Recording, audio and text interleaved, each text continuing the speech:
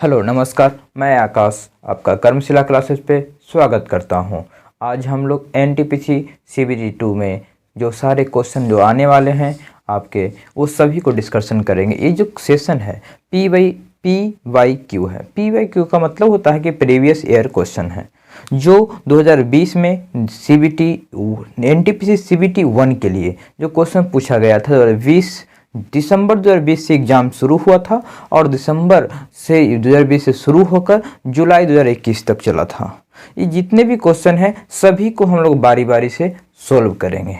अब हम आज जो सेशन है आपका 28 दिसंबर, इससे 2020 इसमें जो शिफ्ट 1 हुआ था वो हमने 2 वीडियो में क्लियर कर चुका हूँ। मतलब कि एक शिफ्ट में 30 क्वेश्चन होते हैं, तो 15 क्वेश्चन एक वीडियो में और 15 क्वेश्चन नेक्स्ट वीडियो में।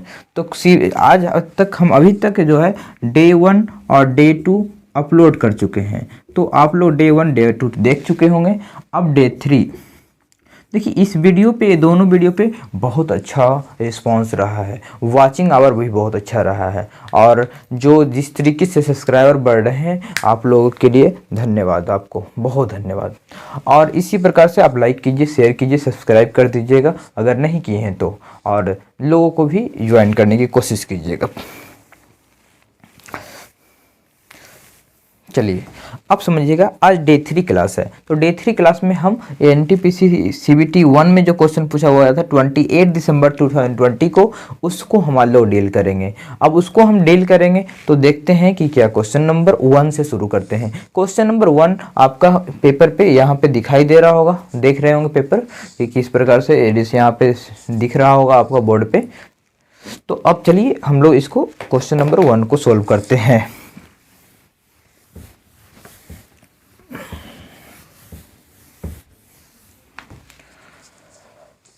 यदि cos 2 थीटा और इक्वल टू साइन थीटा और थीटा 0 और 90 के बीच में है तो थीटा का मान क्या होगा। बात यहाँ पे बस इतना ही पूछा है बच्चों कि आपको बोला है cos 2 theta. Question number 1, cos 2 theta equal to sine theta. जो थीटा का वैल्यू है वो 0 डिग्री से शुरू होकर 90 डिग्री तक ही है। तो अब बताओ, आप बताइए आप कि यहाँ पे क्या वैल्यू रखें। तो देखिए, वैल्यू रखना तो अलग बात है, इसका वैल्यू अलग अलग प्रकार से आ सकते हैं, लेकिन आप देखिएगा यहाँ पे ऑप्शन दिया है आपका कि 45 डिग्री होगा, 30 डिग्री होगा, 60 डिग्री होगा, 90 डिग्री होगा। अब यही चारों ऑप्शन में से सही है कोई ना कोई एक, तो आप यहाँ पे रखिएगा कि आप यहाँ पे रखिएगा 45 डिग्री। थीटा की जगह 45 है, साइन 45 का वैल्यू 45 दूनी 90, कॉस 90 का वैल्यू बराबर होता है। सोचिए जरा, साइन 45 का वैल्यू कॉस 90 के बराबर होता है? नहीं सर, ऐसा तो नहीं होता है। चलिए खत्म। साइन 30 रखिए तो 30 डिग्री रखें तो साइन 30 और कॉस 60। साइन 30 का वैल्यू, साइन 30 का वैल्यू कॉस 60 के बराबर होता है। यस सर, हमने ऐसा पढ़ा है। बी नंबर ऑप्शन करेक्ट है। नेक्स्ट क्वेश्चन पे चलते हैं। क्वेश्चन नंबर 2 कहता है कि पहली 8 वाज्य प्राकृत संख्याएं के माध्य और पहली 8 अभाज्य संख्याएं के माध्य का अंतर ज्ञात कीजिए। देखिए, इस प्रकार के क्वेश्चन इस प्रकार से करना है आपको।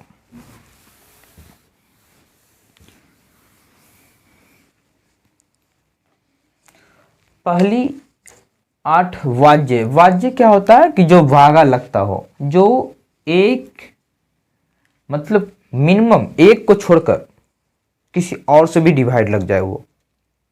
तो आप बताओ, एक तो अपने से लगता है, क्या ये भाज्य है? नहीं सर, एक से तो सब लोग लगता है।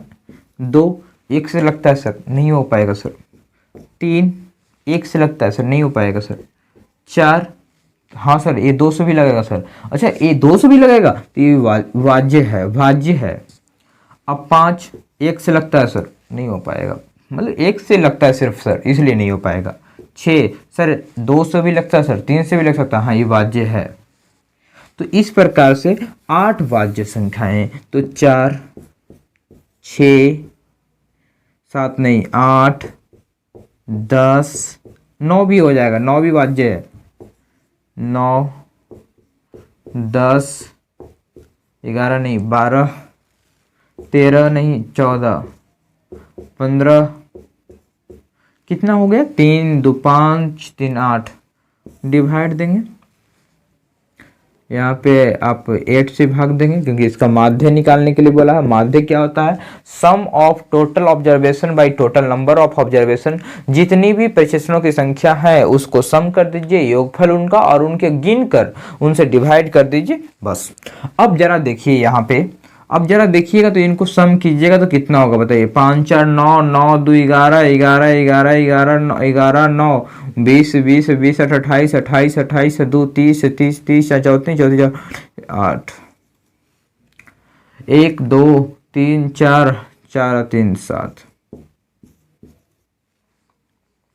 अब जरा देखिए नेक्स्ट बात, अब इसमें कहता है कि अब पहली 8 अभाज्य संख्या है, तो पहली 8 अभाज्य संख्या कौन है, एक न वाज्य है ना अभाज्य है। भाई एक बात को ध्यान रखना कि एक न वाज्य है ना अभाज्य है, तो एक वाज्य और ना अभाज्य है।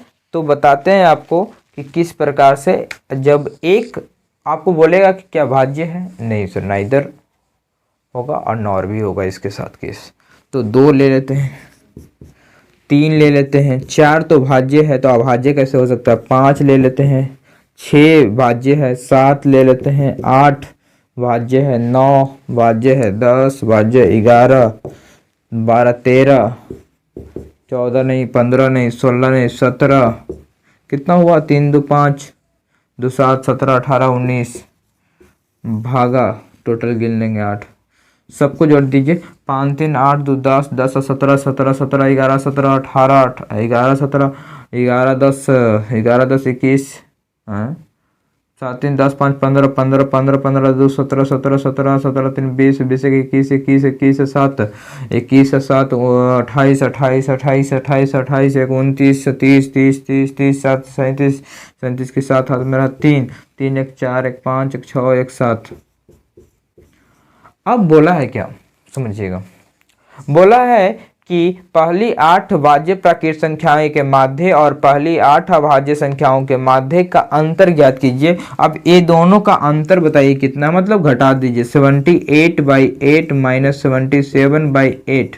अब ये 8 हो गया, 78 में से 77 गया तो कितना हो गया, 1/8। This is the correct answer, ध्यान दे लीजिए।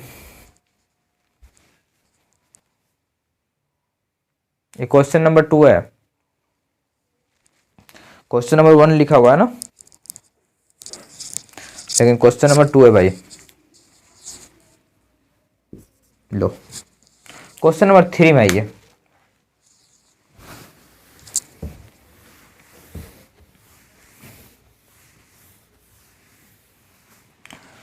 क्वेश्चन नंबर 3 कह रहा है मेरे प्यारे भाई कि ए किसी कार्य को 12 दिनों में पूरा कर सकता है, बी ए की तुलना में 20% कम कार्य कुशल है। ठीक है, कोई बात नहीं। तो बी को कार्य पूरा करने में कितने दिन का समय लगेगा।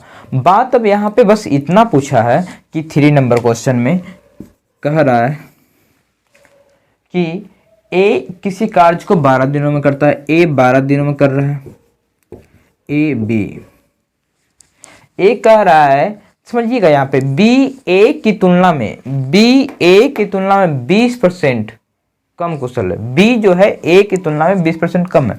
अगर 20% देख लेते हैं तो 20% का मतलब कितना होता है, 1/5।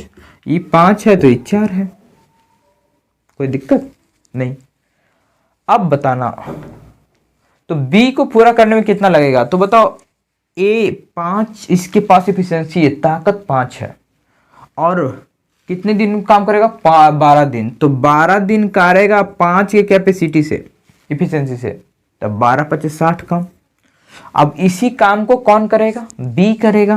कितने दिन में कर रहा है, तो इफिशिएंसी 4 इफिशिएंसी से करेगा तो कितना दिन हो जाएगा, तो चरतीय 12 पंक्तीय 15, 15 दिन में समाप्त हो जाएगा भाई।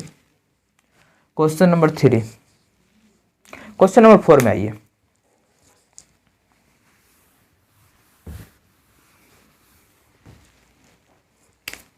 क्वेश्चन नंबर 4 बोल रहा है कि ABC एक समबाहु त्रिभुज है, PQR AB, BC और AC भुजाओं के मध्य बिंदु है।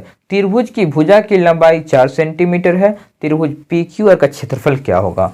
ध्यान देना यहाँ पे एक मैंने डायग्राम बना रहा हूँ। डायग्राम बनाने की ज़रूरत आपको नहीं है, मतलब अभी तो समझने की ज़रूरत है, लेकिन ऐसे नहीं। एग्जामिनेशन हॉल में कभी भी इस प्रकार से आप ना बनाएं। आप समझना, ये टोटल ABC क्या है? इक्विलेटरल ट्रायंगल है, समबाहु त्रिभुज। समबाहु त्रिभुज का फॉर्मूला क्या होता है? एरिया, क्षेत्रफल, √3/4 इंटू साइड स्क्वायर। अब √3/4 साइड स्क्वायर मतलब भुजा का स्क्वायर। अब भुजा कितना दिया है? 4 दिया है, 4 सेंटीमीटर, तो 4। साइड स्क्वायर मतलब 4 इंटू 4। अब इसका अब निकालना है ये वाले PQR। तो PQR देखिएगा 1 2 3 4, ABC को 4 भागों में बांट दिया है, तो हम भी 4 भागों में बांट देते तो PQR निकल जाएगा ट्रायंगल का एरिया। 4 से 4, 4 से 4 कितना बच गया? √3 बच गया। करेक्ट आंसर क्वेश्चन नंबर 4 का ऑप्शन नंबर C सही है बाबू। चलिए आगे क्वेश्चन नंबर 5 में आते हैं।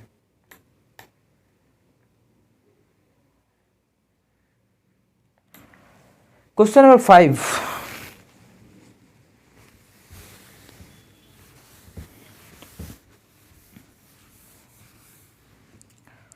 क्वेश्चन नंबर 5 कहा जा रहा है कि A और B का कार्य क्षमताओं का अनुपात 3:4 है। यदि A किसी कार्य को 12 दिनों में पूरा करता है तो B को उसी कार्य को पूरा करने में कितने दिन का समय लगेगा? तो समझिए इस बात को कि A और B किसी कार्य क्षमता 3:4 से। क्वेश्चन नंबर 5, A और B कार्य क्षमता कितना अनुपात से? 3:4 से। तो कह रहा है कि A किसी कार्य को 12 दिनों में पूरा करता है, तो A किसी कार्य को 12 दिनों में 3 की इफिशियंसी से, तो टोटल काम इतना हो गया। तो कह रहा है 20 इसको कितना दिन में करेगा? तो 20 4 इफिशियंसी से कर रहा है, तो कितना दिन लगेगा? तो 4 × 12, 3 × 9, 9 दिन में खत्म कहानी हो जाएगा। ऑप्शन नंबर कितना है मेरे भाई?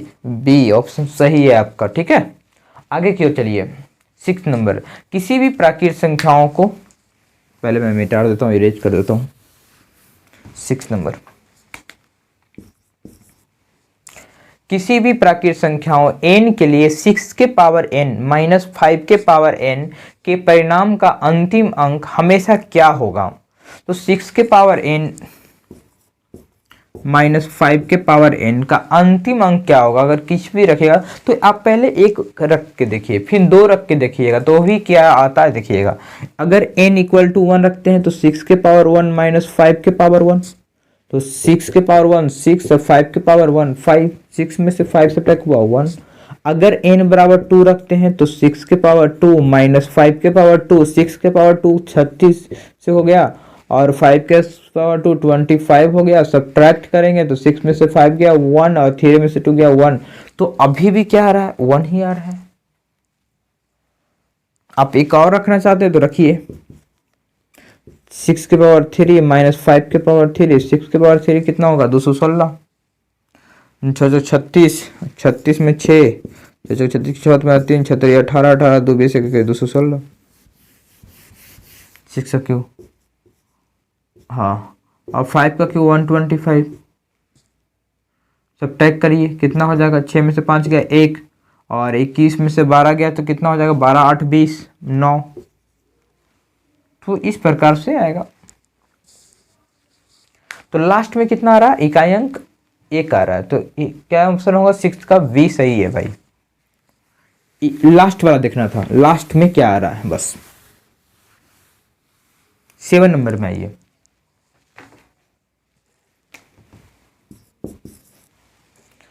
7 नंबर, P बराबर 2 + 0.2 डिवाइड 0.2 इंटू 2 ब्रैकेट बंद है -1 इंटू 2, तो P = 2 + 0.2 divide 0.2 into 2 plus minus 1/2 into 2, -1/2 नहीं है, 1/2 है, 1 है, 1 इंटू 2 है। ओके, अब जरा समझना 0.2, पहले तो ब्रैकेट वाला सोल्व करेंगे, 0.4 हो गया, -1 इंटू 2, 2 ही हो गया, 2 प्लस 0.2 में 0.4 से डिवाइड देंगे तो 1/2 -2, 2 से 2 खत्म, 1/2 बचा। Q का वैल्यू क्या आ रहा है बताइए, 2 माइनस 0.2, सिंप्लीफिकेशन का क्वेश्चन है, सिंप्लीफिकेशन का क्वेश्चन इसी प्रकार से बनाएंगे आप लोग, डिवाइड 0.2 इंटू 2 माइनस 1/2 इंटू 2। अब मेरे दोस्त ध्यान देना यहाँ पे कि 2 माइनस 0.2 डिवाइड 0.4 माइनस 2 से 2 खत्म 1। अब समझो यहाँ पे कि 2 माइनस 0.2 से 1/2 माइनस 1, 2 में से 1 गया तो 1 माइनस 1/2, अगर एक में से आधा गया तो 1/2 ही बचेगा। अब पूछ रहा है कि P/Q क्या होगा, मतलब सॉरी, अब P/Q 1/2, P का वैल्यू 1/2 है, Q का वैल्यू 1/2 है, सेम से भाग देते हैं तो 1 आता है। चलिए 8 नंबर क्वेश्चन समझिएगा। 8 नंबर क्वेश्चन, निम्न तालिका फरवरी, ईडीआई का क्वेश्चन है भाई, डीआई का क्वेश्चन है, या औसत का भी कर सकते हैं इसको, एक ग्राफ दिया हुआ है लेकिन।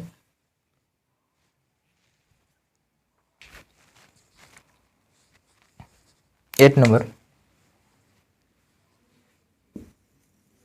चलिए बोल रहा है कि निम्न तालिका फरवरी 2018 के 4 सप्ताह के लिए वायु गुणवत्ता सूचकांक AQI, एयर क्वालिटी इंडेक्स बोलते हैं, आपके एग्जाम में भी पूछता है ये, और PM 2.5 है, ठीक है, दर्शाती है फरवरी के महीने में कोलकाता और दिल्ली में AQI के औसत में कितना अंतर है। तो अब बताइए AQI के औसत में कितना अंतर है, और दिल्ली और कोलकाता दोनों में, तो सबसे या कोलकाता और दिल्ली दोनों में, तो कोलकाता का देखते हैं, कोलकाता और दिल्ली, तो कोलकाता कितना है 306, 288 दूसरा सप्ताह में, तीसरा सप्ताह में 274 है, तीसरा सप्ताह, चौथा सप्ताह में 172 है। दिल्ली में देखिएगा 248, 246, 246 और 236। इसको सम कीजिएगा तो कितना होगा बताओ, 6 4 10 18 18 2 20 सोनाथ मेरा 2, 8 2 10 17 17 17 3 20 20 20 20 20 20 24 की 4 मेरा 2 2 3 2 5 5 2 7 7 2 9 1 10। इसको जोड़ेंगे तो कितना हो जाएगा, 8 2 10 4 14 14 14 14 14 26 20 6 26 की 6 मेरा 2 2 4 4 8 4 12 12 12 3 15 15 2 17 17 की 1 2 2 4 4 2 8 8 2 10 2 4 8 8 1 9 976। अगर इसकी औसत निकालेंगे तो कितना, 1 2 3 4, तो अब इसकी औसत निकालेंगे तो कितना 4, इसका अंतर की बात करा तो घटा देंगे, तो 4 का 4 हो गया।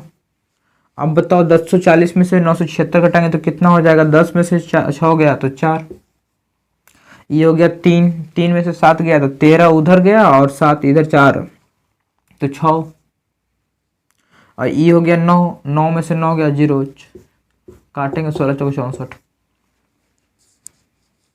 ये तो है। चलिए नेक्स्ट क्वेश्चन 9 नंबर, अगर देखिए अगर दिक्कत हो रहा है समझने में तो इसको रिपीट करके आप देख सकते हैं, क्योंकि ये रिकॉर्डेड है, और ये सबसे बढ़िया फायदे की बात यही है मेरे दोस्त कि ये रिकॉर्डेड है, तो आप इसको आगे पीछे करके एक क्वेश्चन को जब तक समझ में ना आए तब तक आप उसको रिपीटेशन भी कर सकते हैं, और ये आपके लिए फायदेमंद की बात है। चलिए इस प्रकार से क्वेश्चन नंबर हम 9 की ओर पहुंच रहे हैं।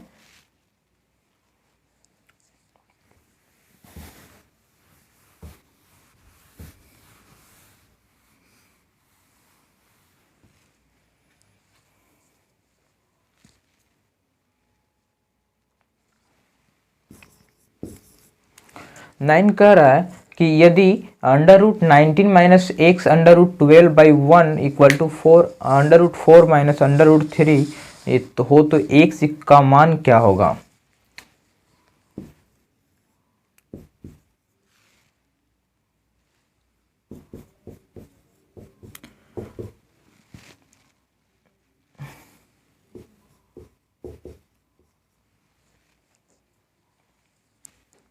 चलिए समझिएगा इस क्वेश्चन को।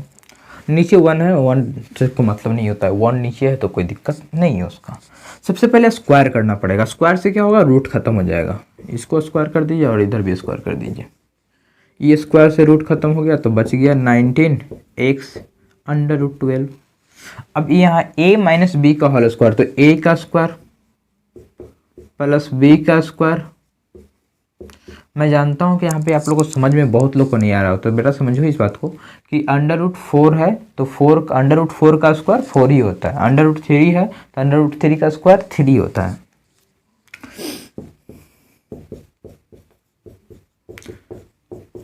जल्दी हम आप लोग के लिए बेसिक क्लास भी लाने वाले हैं, घबराइए मत।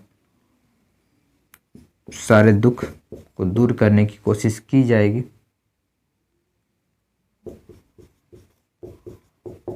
ये माइनस में ही पटी आ गया तो प्लस में, 19 में से 12 गए, 12 प्लस 2√12 √12 है तो इधर आ गया √12।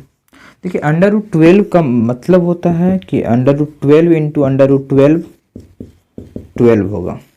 तो अगर ये 12 है तो हम बोल सकते हैं कि √12 इंटू √12 है। तो ये बताओ अगर ये √12 है, √12 है तो √12 से √12 खत्म तो एगो बचेगा। यहाँ √12 से √12 खत्म 2 बचेगा। x बराबर √12 प्लस 2। आप समझिएगा ये भी आंसर नहीं दे रहा तो देखिए √12 को लिख सकते 4 × 12, 12 को क्या लिख सकते हैं 4 × 3, तो 4 बाहर आ जाएगा तो 2 अंदर हो गया। 4 बाहर आ गया तो 2 के रूप में आ जाएगा और 3 अंदर ही रह गया। तो इसको लिख सकते हैं आप 2√3 plus 2 equal to x। This is your correct answer भाई। ये अच्छा क्वेश्चन था, थोड़ा सा डिफिकल्ट है लेकिन कोई दिक्कत नहीं है, स्क्वायरिंग करना ही पड़ेगा। थोड़ा बेसिक अगर कमज़ोर है तो थोड़ा प्रॉब्लम हो सकता है। तो आप इंतज़ार कीजिए कि एक क्लास हम लोगों के लिए आए कि जो इसमें बेसिक से पढ़ाया जाए, और मैं पढ़ाऊँगा, ज़रूर पढ़ाऊँगा। 10 नंबर, एक वस्तु को 12% लाभ पर बेचा गया है यदि, पहले मैं इसको इरेज कर दे रहा हूँ।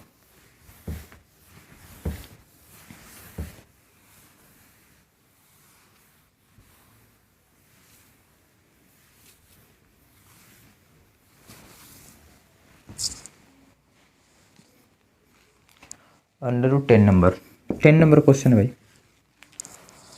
एक वस्तु को 12% लाभ पर बेचा गया है यदि इसे 33 अधिक बेचा जाता, अगर 33 रुपये अधिक में बेचा जाता तो 14% लाभ होता। अगर 12% पर बेचा गया, अगर 14% पर बेचा जाता है तो 33 रुपया अधिक में बेचना पड़ेगा, अधिक में बेचना पड़ेगा। तो कितना रुपया अधिक है यहाँ 2%। क्या पूछ रहा है आपसे कि सीपी कॉस्ट प्राइस का कितना होगा। कॉस्ट प्राइस का मतलब 100 कितना होगा।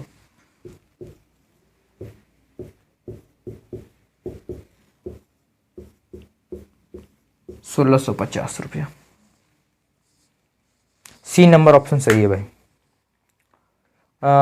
10 नंबर, बेसिक, बेसिक इसमें नहीं होता है भाई। प्रीवियस पेपर में बेसिक कहाँ से क्या होगा, कैसे होगा बताइए आप ही। जिंदगी भर बेसिक बेसिक करोगे। CBT 1 निकाले हो, क्लियर किए हो तुम लोग, तो भाई CBT 2 में तो इतना करना ही पड़ेगा। अगर ग्रुप डी तो ग्रुप डी भी अब खिलौना नहीं रहा। ग्रुप डी का क्वेश्चन भी उसी प्रकार से पूछे जा रहे हैं। ग्रुप डी का आप हल्के में ना लें। वह छोटी से छोटी संख्या ज्ञात कीजिए जो 4 अंकों की सबसे छोटी संख्या में से घटाने पर प्राप्त पूर्ण वर्ग हो। अगर पूर्ण वर्ग की बात कर किया जाता है तो समझना इस बात को, कह रहा है कि पूर्ण वर्ग हो, तो पूर्ण वर्ग के लिए आपको क्या करना होगा कि 4 अंकों की सबसे छोटी संख्या, तो 4 अंकों की सबसे छोटी संख्या कौन हो सकता है? 10,000 हो सकता है ना, तो 10,000 हो सकता है मेरे बच्चे, तो 10,000 को ले लिए इसे, यही तो होगा। लेकिन ये तो 5 अंकों का हो जाएगा, इस 4 अंकों का सबसे छोटी संख्या है, 1 2 3 4, ठीक है। अब मैं इसको 1000, अब मैं इसको स्क्वायर रूट निकालता हूँ, तो स्क्वायर रूट में हमको पेयर बनाना होता है, 2 2 नहीं, 2 का स्क्वायर 4, 3 का स्क्वायर 9, 3 3 9 1 0, यहाँ पे 3 तो यहाँ पे 3 3 3 6। अब यहाँ नहीं उतरेगा तो ये भी उतार देते हैं, क्योंकि 10 दोनों साथ में उतरेगा। यहाँ पे 1 तो यहाँ पे भी 1, यहाँ पे 1, 9 70 30 39। देखो भाई, अब 39 किसी से नहीं कटने वाला, जब 39 नहीं कटने वाला किसी से, मतलब 39 क्या बच गया? शेष बच गया। काश ये नहीं रहता, इसको घटा देंगे तो पूर्ण वर्ग बन जाएगा 31 का स्क्वायर। तो 39 को घटाना पड़ेगा, 39 को ही घटाना पड़ेगा, तो ऑप्शन नंबर डी सही है। 12 नंबर क्वेश्चन में ये 2001 में एक कंपनी द्वारा अर्जित राजस्व 6300 करोड़ रुपया है, जो 2010 में 8100 करोड़ रुपया था और 2015 में 10,800 करोड़ था। तो आप बताइए कि 2001 से 2010 में कितना वृद्धि हुआ और 2010 से 2015 में कितना वृद्धि हुआ, और जितना वृद्धि हुआ ये दोनों में, तो उसके अंतर बताइए, उसके अनुपात बताइए, उसकी वृद्धि का अनुपात बताइए क्या होगा। क्वेश्चन नंबर 12,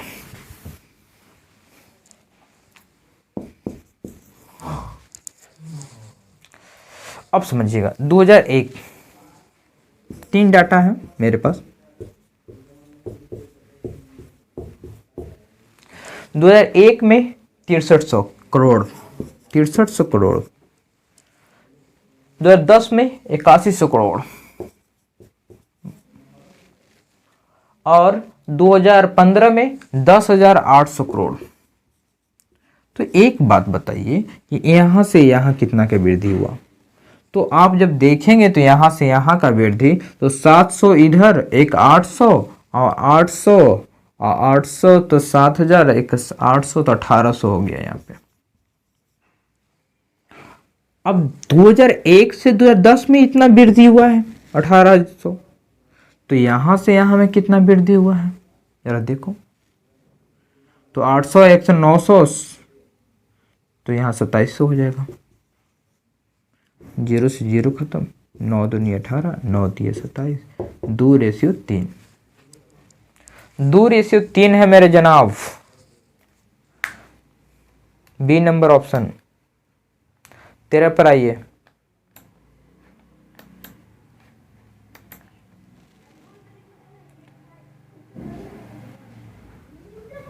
13 पे एक चुनाव में केवल 2 उम्मीदवार थे।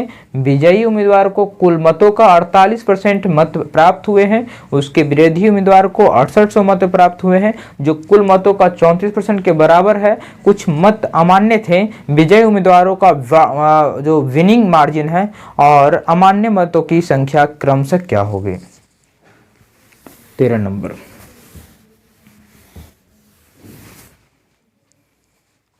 13 नंबर समझिए।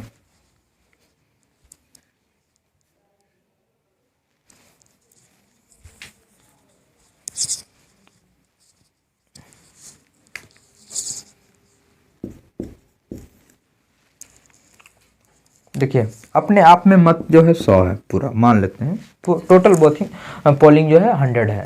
इसमें 48 2 उम्मीदवार हैं।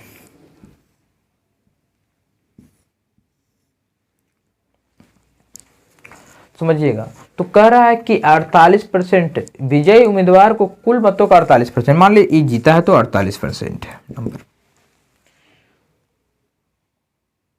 और विरोधी उम्मीदवार को 6800 प्राप्त हुआ, जो कुल मतों का 34%, 34% प्राप्त किया है, जो कि 6800 है। विरोधी उम्मीदवार घारा हुआ बच्चा आदमी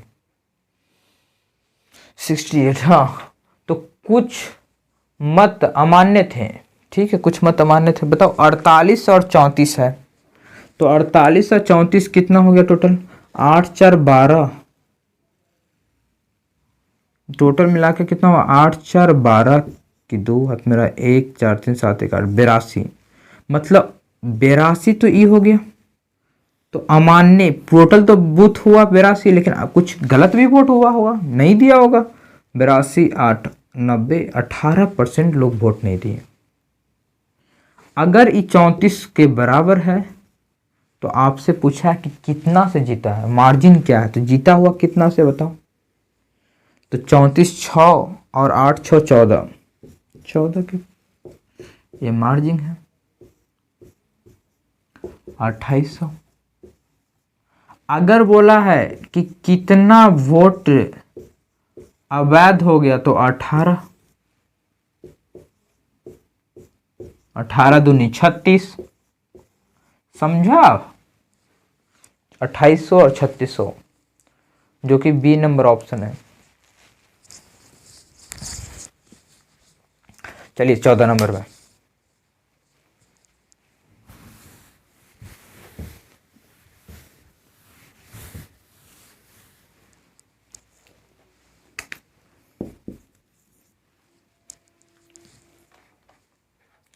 $2600 की धनराशि दो भागों में इस प्रकार विभाजित करने को उदाहरण दिया गया है कि पहले भाग पर प्रति वर्ष 10% की दर से 5 वर्ष, देखिएगा 10% की दर से 5 वर्ष, और दूसरे का भाग का 9% की दर से 6 वर्ष साधारण ब्याज बराबर। अगर साधारण ब्याज बराबर है समझिएगा, ये P1 है, मान ले ये P2 है, ये दोनों का रेशियो 10 गुना 5 और A 9 गुना 6,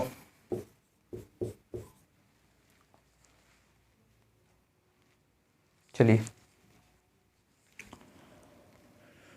5 3 27 25, 25 और 27, तो 25 और 27 मिलकर कितना हो गया? 7 5 12 के 2 हाथ में रहा 1 2 2 4 52, 52 किसके बराबर है भाई? टोटल पैसा कितना है बताओ?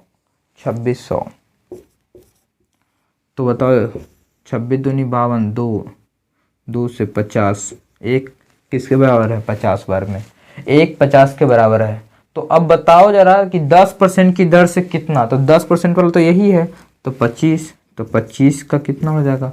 0, 25 25 125, 1250। ए नंबर ऑप्शन सही है।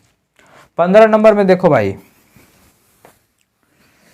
रगड़ दो ये सब क्वेश्चन को, झूठा क्वेश्चन के चक्कर में नहीं रहो। फिर यूट्यूब पे बहुत सारे टीचर ऐसे हैं कि सिर्फ झूठा हल्का हल्का बच्चों को बनवा बनवा के कि चलो भाई तुमसे बन जा रहा है, तुम निकाल लोगे। भाई देखो ये ड्रामा नहीं है, ये जो क्वेश्चन पूछा हुआ है ये वही क्वेश्चन है जो आपके प्रीवियस पेपर का है। मतलब जो भी पुराना प्रीवियस पेपर नहीं, बस 2020 में जो एग्जाम हुआ उसका, मतलब एनटीपीसी ही एग्जाम लिया है। रेलवे का सबसे लेटेस्ट क्वेश्चन है, क्रीम है, इसको बनाना बहुत जरूरी है आपके लिए। नहीं बनाओगे ना तो रिजल्ट नहीं होने वाला है भाई, बात है साफ साफ, अगर आप प्रीवियस पेपर नहीं बनाते तो। 15 नंबर, एक स्कूल में लड़कों और लड़कियों का मिलाकर औसत अनुपात 16.8, दोनों को मिलाकर 16.8 है। कह रहा है कि लड़कों का अनुपात 15.4 है,